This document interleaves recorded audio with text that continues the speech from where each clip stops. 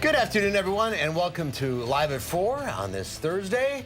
Winter is coming with a vengeance this weekend. Yeah, the weather is a big story today. We'll get to Dana Fulton in just a second. But first, here's what's making news on this Thursday. A federal judge has struck down early voting restrictions enacted by Wisconsin Republicans in a lame duck legislative session last year. Rose Schmidt reports from the Capitol. A body was found in a field near Marshall this morning. We'll have the latest on what police are telling us. And the president tells the Speaker of the House that if she doesn't want to compromise on the wall, she can't use a government plane for an overseas trip.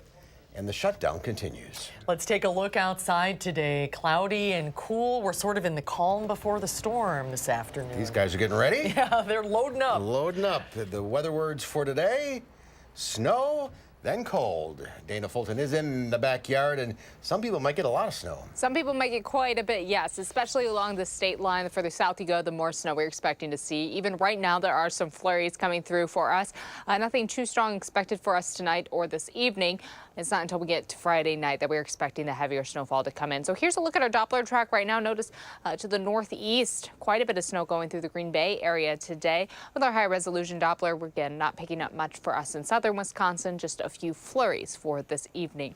It's currently 30 in Madison. It feels closer to 25. There is a bit of a breeze throughout the entire area. Over the next several hours, our temps will continue to fall, and as we get into tomorrow, we are looking at a pretty seasonal day. Cloudy sky for us with temperatures in the mid-20s for afternoon highs.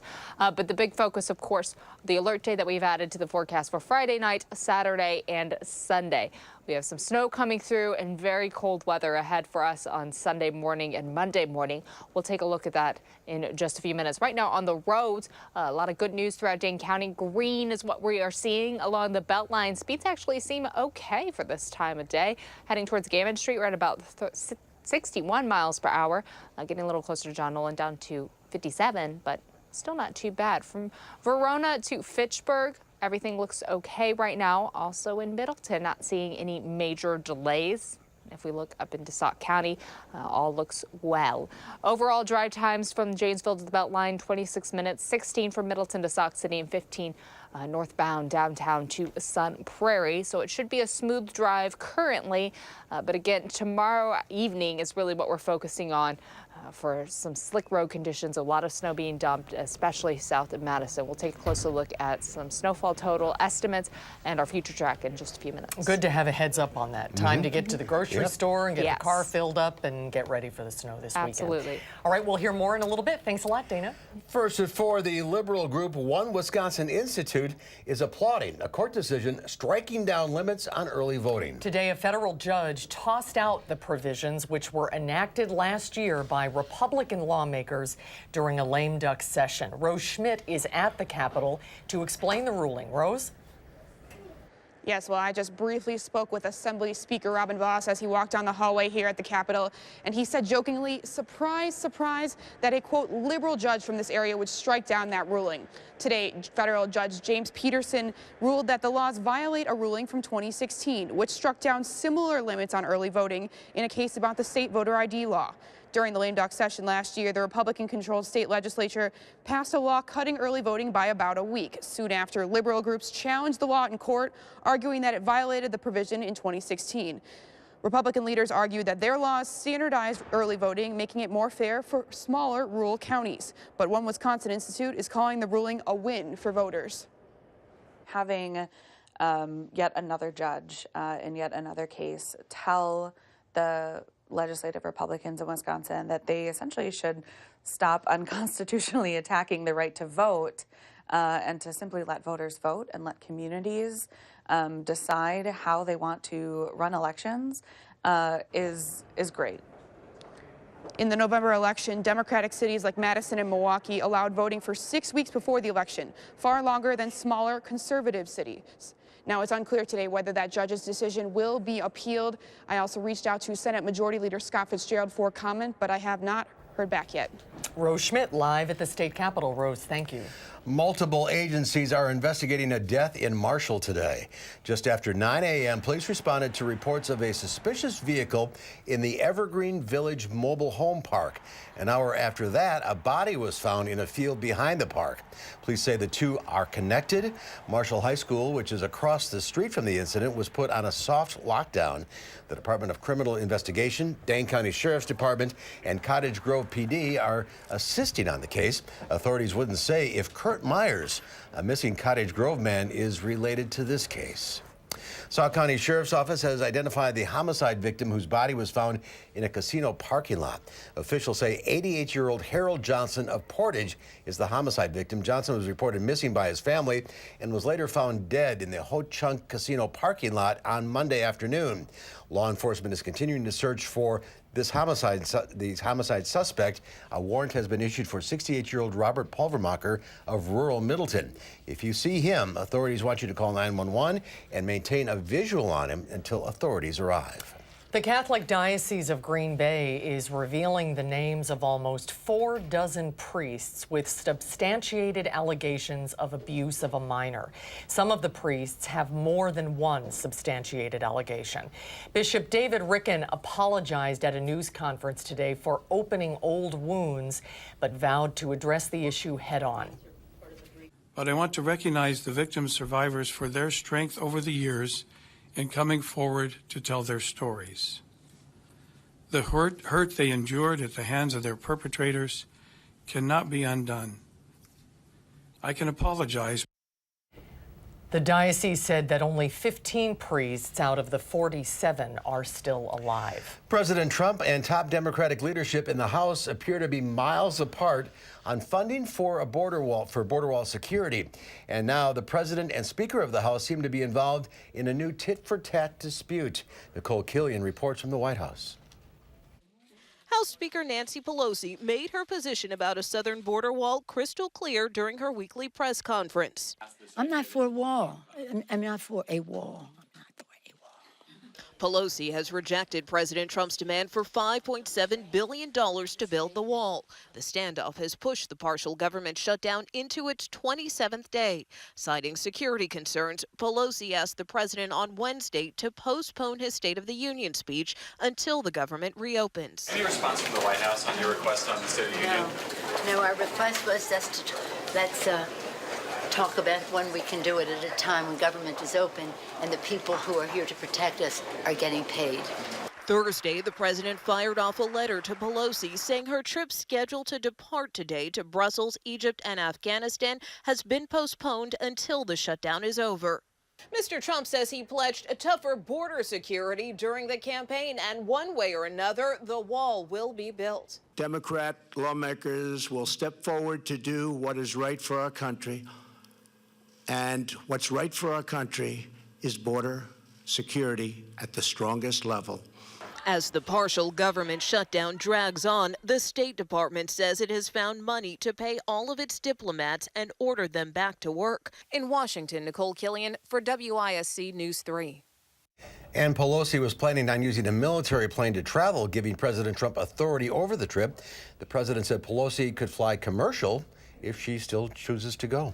President Trump's former personal lawyer, Michael Cohen, has admitted to rigging an online poll in the lead up to the 2016 presidential election. Cohen has admitted that he paid a tech marketing firm, Redfinch Solutions, $50,000 to get Trump favorable numbers in a Drudge Report poll of likely Republican presidential candidates.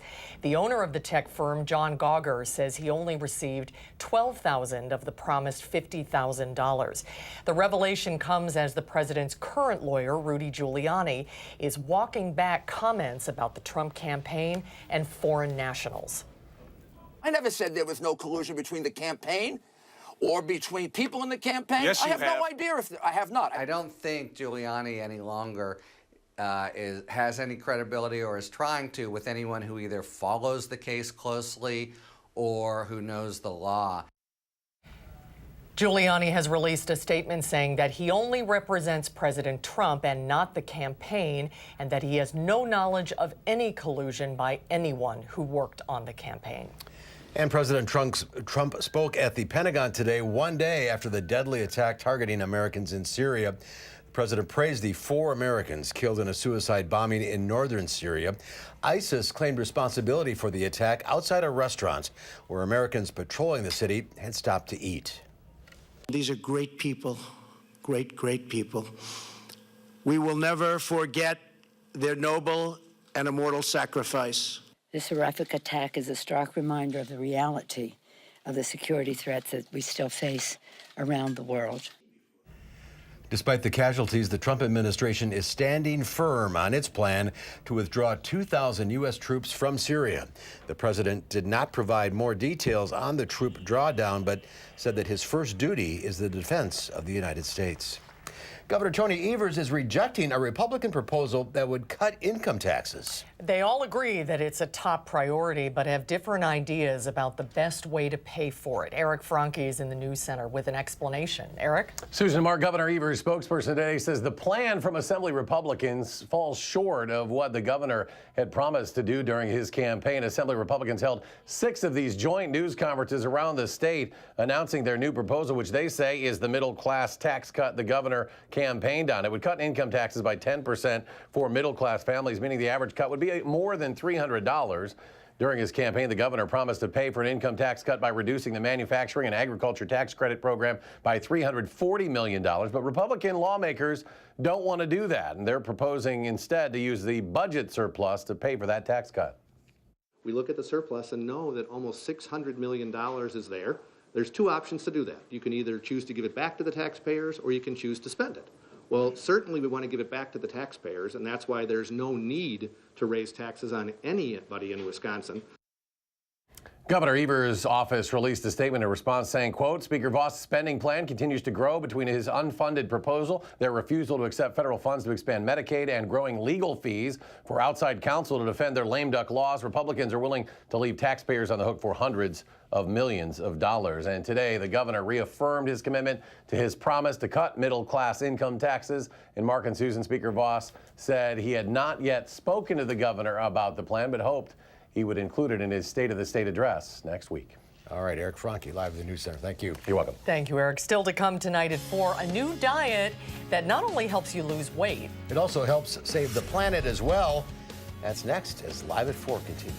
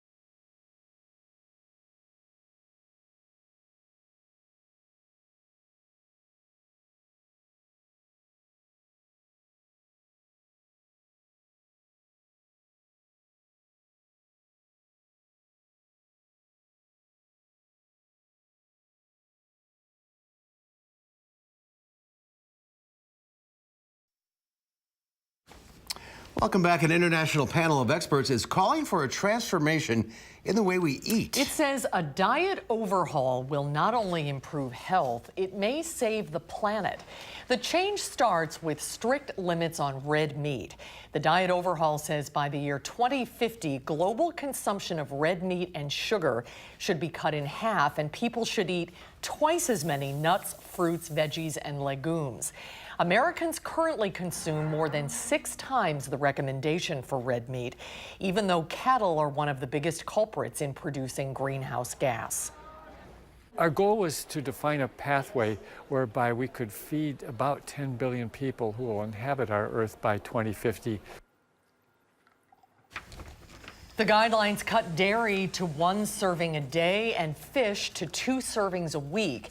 For some cultures, though, the recommendations will overturn generations of tradition, but scientists say it will be worth the sacrifice. Stocks closed higher as hopes there may be an end to the trade war between the U.S. and China. The Dow Industrials advanced almost 163 points, closing at 24,370. The NASDAQ Composite Index added 49, and the S&P 500 was up 19. Well, it's virtually the weekend in the 608. It's almost here, and here with a look at what's going on around town this weekend is Emmy Fink. Hello, Emmy. Hi, Emmy. Hello, guys. It's close enough, right? Yeah, it's close enough. Friday Weekend Eve. time. And it's MLK weekend this weekend, and that's where we start. Exactly. So maybe some of you are lucky enough to have an extra day off, and if not, maybe, you know, take a little time to do something good in our Day of community. service. Right. You got it. So we're going to celebrate the late leader's life, Dr. Martin Luther King. So it actually kicks off on Friday with a community dinner and performance at Gordon Commons. Then Sunday morning, there's several churches that are going to participate in the MLK Jesus' Dream. So choir music, young speakers. Monday is, of course, the official holiday. So the MLK Youth Call to Service does start at 12:30. So all those kids who do have the day off of school get to sleep in a little bit before they head out to go do some good work. 5 o'clock on Monday, the Overture Center will host the 34th annual MLK Coalition Observance. So a great way to get involved and to be a part of very monumental day. Meaningful day, yeah. And as Susan mentioned, if you can't attend any of those, it's a day of service, so do something good and meaningful. Right, you got it. All right, another weekend here, another weekend of music. Well, okay, so if we haven't hit your genre sweet spot, you know, maybe this weekend we'll cover it. We have some metal and some bluegrass. So how does that fit you? Both are, of course, at the Majestic. Metal Fest will feature guitar star Sarah Longfield and Archers and Growing. Saturday night, them Cooley Boys from Eau Claire, Wheelhouse from Madison, and jam rock grass band Feed the Dog from Appleton. So pulling from a little bit of everywhere in the state, which is pretty cool. Yep. How about some music for the young ones? Well, this seems pretty cool, and I had never heard of this guy before. So, and I'm sure you guys have because you know everything in the community, but the High Noon Saloon makes a special exception this weekend and opens its doors to the kiddos for Kids Day with Dave Landau. So kids can be expected to be part of the show. They're going to be asked to sing, dance, act, basically just go and have fun. He's a former first grade teacher in Verona and has entertained countless of kids over his musical career. He just wants to help kids have fun, learn about themselves, learn about the world, all through having fun and laughing, which I think is That's a good way to go. Right? I mean, who does? We all need a little bit of that. There's shows on Saturday, 11 o'clock and 1 o'clock. It just seems so neat. It does. All right, how about some theater?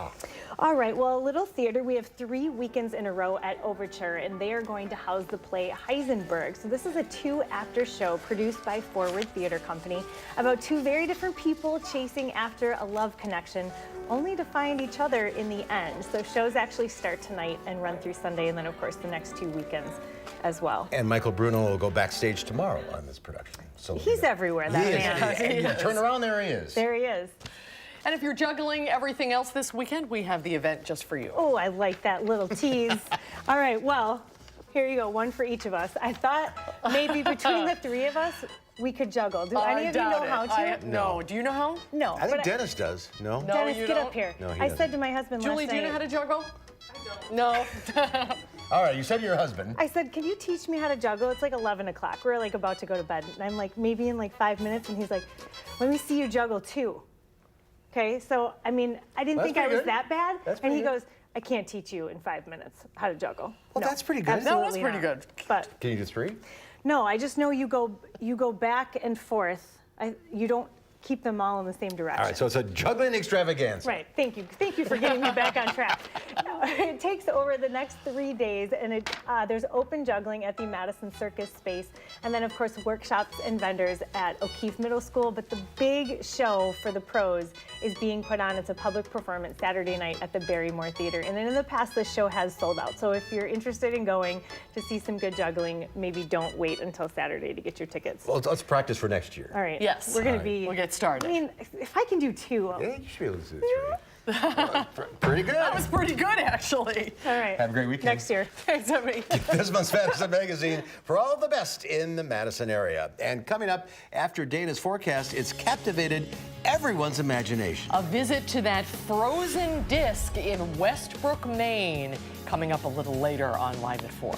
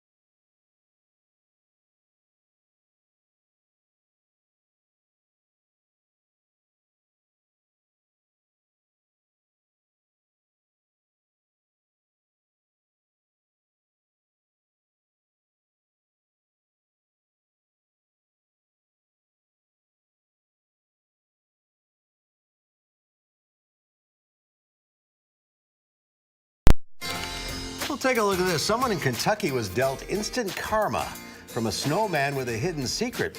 Cody Lutz and his family members decided to build a snowman. They crafted the 9-foot creation around a huge tree stump in their front yard. Well, a few days later, Lutz discovered tire tracks leading up to their creation. You see where this is going? Some jerk had tried to drive over their snowman, but because of its hidden foundation, Frosty's still standing and smiling. It looks like the vehicle didn't care as well. See? See? Good. Karma. Karma, Yep. Yeah, there's some car debris laying on the yard. So. Oh, my gosh. Who drives into someone's yard? To knock over a snowman. To knock over a snowman. Kentucky. Okay, all right. All right. Enough said. Move along. Don't tell Chris Reese. We are talking about our own snowmen possible for us snow people this weekend. We're going to see a little bit of snowfall coming through Friday night and Saturday morning. Alert days are in the forecast, and then it's going to get really cold. Let's take a look at your forecast right after the break.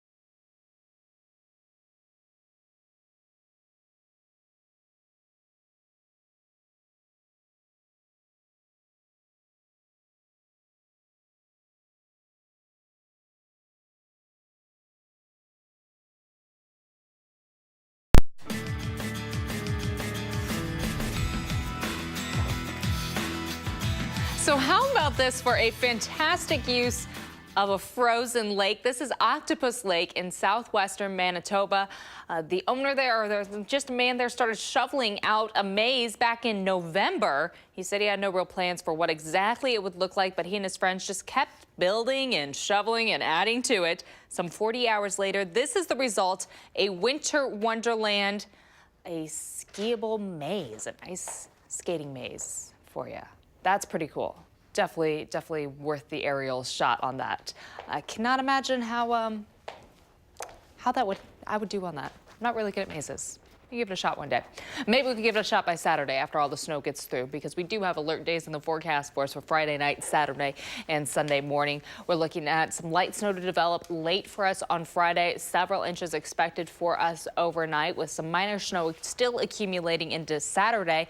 And of course, the concern for us Saturday afterwards would be any blowing or drifting snow. And then Sunday, behind this snow and this system coming through, it's going to be quite cold outside and quite windy. Our wind chills Saturday or Sunday morning be near -10. Some areas getting even down to -20. That's an option for us again on Sunday and for Monday morning too. Looking at our Doppler track right now, we're currently fairly calm to the northeast. We have some light flurries just outside, and we do have a few little snowflakes swirling around right now, but those light flurries really all that we're going to see for us through the next few evenings. Looking at the big picture here for Friday night and into Saturday, this is the system that's going to be rolling through, centered pretty far to the south for us, actually sliding through the Midwest and up into the Ohio River Valley, pushing snowfall throughout central Illinois, most of Iowa, and into most of Wisconsin. And we're going to see that snowfall continue into Saturday morning and then slowly start to taper off later on Saturday evening, going from light snow down to just some flurries, and then we slowly end for us Saturday night. A little closer look to home. Overnight, we are expecting, again, a mostly cloudy sky to become partly cloudy to start off the day. We may get a little bit of sunshine early Saturday morning, and then the clouds build in and the snowfall comes along with it. Late Friday, we start to see the light snow, and then the heavier snowfall or accumulating snowfall just continues for us overnight. By Saturday morning, we still have a few lingering light snow spots left, but most of it's really wrapping up. And again, by the afternoon, that moisture is out of here. The wind picks up just a little bit, though, and things are going to be a little colder outside to start off our Sunday. So far, our snow potential here, kind of a little all over the place with some of our models. Looking at our GFS, bringing just about 5.5 inches for us in Madison, over 5.5 inches towards Milwaukee. The Euro, though, trending a little closer to 3.5 inches for us in Madison, and almost 7 inches, though, in Dubuque. So between kind of averaging everything here, we're looking at anywhere from 2 to 5 inches in Madison. And the further north you go, the lower those numbers are going to get. That'll be about the cutoff of the moisture slashing through the central portion of the state. And then when you go south, you are going to see higher accumulation totals along the state line and down into central Illinois. So again, anywhere from 2 to 5 inches possible for us in Madison. That's Friday night into Saturday morning. And then some blowing and drifting snow certainly possible for Saturday morning. Because of this system coming through, we have several winter weather advisories that have been issued for us for Dane County, also up into Sauk County and Jefferson County. And then winter storm watches are in effect along the state line. And then if you travel to the western side of the state, Grant County and into Iowa, we're including, we're already have issued winter storm warnings, again, for the western side of the state and into Iowa. Most of those go into effect Friday night and last into Saturday morning. The breeze for us on Sunday is going to make things quite chilly outside. Plan on temperatures being close to feeling like -10 to start off our Sunday. So again, the wind coming in after this event is going to be quite cold. Today, very seasonal, a few degrees above average, close to 31 for our high this afternoon. We're going to be cloudy for the next few hours and then become partly cloudy overnight, dropping close to 18 for us tonight. Tomorrow, another seasonal day, and the mid-20s for our afternoon highs. It'll be cloudy, just a little colder, and then the snowfall comes in for us later on. And that snow is going to stay with us into Saturday. We are looking at our alert day on Saturday, really due to the lingering snow in the morning and then the blowing and drifting threat later on. Sunday is going to start off quite cold, as well as Monday for Martin Luther King Jr. Day. And then we have another chance for some snow coming in late Monday and for Tuesday. So snowfall for us, and then very, very cold. Hello, winter. Hey, yes. Long last. It is Where have you coming back. been? Just wanted to make sure everyone was still in winter mode, that's all. We are now. We are, yes, getting ready. Thank you, Dana. Thanks, Dana. Well, as the East braces for a major winter storm, frigid cold already created a frozen spectacle in Maine. A giant disk of ice in a river is drawing international attention. David Begnaud reports from Westbrook, Maine. If symmetry in nature is what you're looking for, welcome to Westbrook, Maine. Westbrook is now famous for this spinning ice disc in the river, which is great. I have a big question. How did the ice get made? It is a whopping 300 feet wide. The frozen disc had been spinning on the Presumpscot River for the last 72 hours, but it stopped yesterday. That didn't stop the people who wanted to see it, though. I was just speaking to my sister in England. I said, we've made national news. And she said, no, you haven't made national. You've made international. You were just on the BBC. Now, a rare natural phenomenon taking shape in the U.S. state of Maine is mesmerizing people around the world. What is going on here? It's Maine. The air is cold. You get ice. Eric Fisher is the chief meteorologist at our CBS station WBZ in Boston. He says the rotation of the ice can be driven by the current of the river, but also by the temperature changes in the water underneath the ice.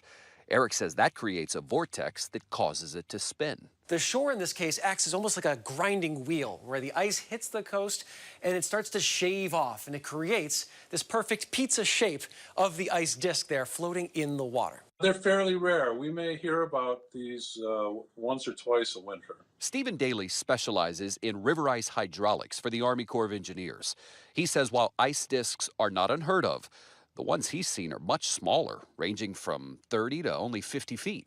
They had the perfect combination of air temperature, ice production, and flow conditions for this to form. People have joked it looks like the far side of the moon. Others have said it must have been brought by aliens. The cold, hard truth is, scientists say this did not come from outer space. David Begnaud, CBS News, on a 10-degree day in Westbrook, Maine. David, thank you. Now that it's touching the riverbank, it's unclear if the disc will once again begin spinning. The approaching winter storm on the East Coast will also likely bury it in snow. Ice discs can vary in thickness, so you should never walk on them, but rather observe and admire them from afar. It's a nice distraction with all of the bad news going around. I agree. Beautiful. It is beautiful. Well, there are car shows, and then there's the Detroit Car Show. It's where auto manufacturers show off their latest models. Our car guy, Harvey Briggs, is in Detroit this week. He has a preview of the show for us when Live at 4 continues.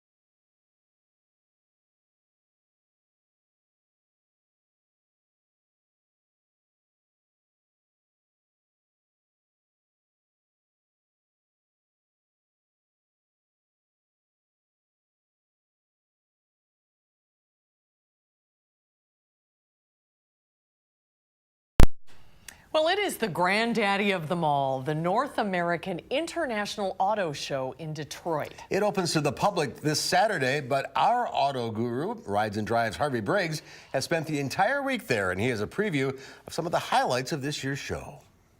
I'm at the 30th Annual North American International Auto Show in Detroit, and this is the final year that it'll be held in January. It's moving to June next year because of competition with the Consumer Electronics Show, and, well, it's January in Detroit. Now, it's a smaller show this year, partly because of that. So Mercedes-Benz isn't here, Audi isn't here, BMW isn't here, Mazda's not here. But the manufacturers who are here are making some big noise. The new Toyota Supra was driven on stage by Toyota chairman Akio Toyoda. Needless to say, they're very excited about this new 335 horsepower sports car. All you have to do is just take a look at the new Supra and go, oh, this is a marketer's dream. Before we get into any of the dynamics of the racing or any of the dynamics of the handling or the power, just looking at the Supra just gives you that urge to just want to go and be around it and have some time with it. But Supra wasn't the only new sports car introduced at the show. Ford helicoptered the new Shelby GT500 in from the ceiling. The new 700 horsepower Mustang will be tough to beat on the street. Power is the name of the game in pickups as well, and the new Ram Heavy Duty makes 1,000 foot-pounds of torque and can tow over 35,000 pounds. Of course, SUVs and crossovers are big sellers, and they were well represented in the show. Kia introduced the new Telluride 3-row crossover that's a little more adventurous than other offerings in the category. Ford served up the new Explorer. Built on a whole new platform, it offers everything from a 400 horsepower ST model to a hybrid that'll get over 500 miles of range. And Cadillac finally joined the 3-row crossover game with the new XT6. And of course, there were concept cars on the floor like Infinity's QX Inspiration, a study that shows how electrification and autonomy can change what a luxury car can be. Nissan had an all-electric IMS EV sports sedan that shows where their brand is headed. And finally, Lexus had a concept that looks a little more ready for production, a convertible version of the LC Coupe we liked so much. In Detroit, for WISC-TV, I'm Harvey Briggs. Kid in the candy shop. Yeah, totally. So we'll see Harvey. I think Harvey's on in a couple of weeks. Yeah, I'll be anxious to hear what some of those cost too. Yeah, that's the selling point Yeah. there. When we come back, more recipes to help you control blood pressure and help you lose weight. Registered dietitian Julie Andrews is back to share more recipes from her book on the DASH diet. That's when Live at 4 continues. We'll be right back.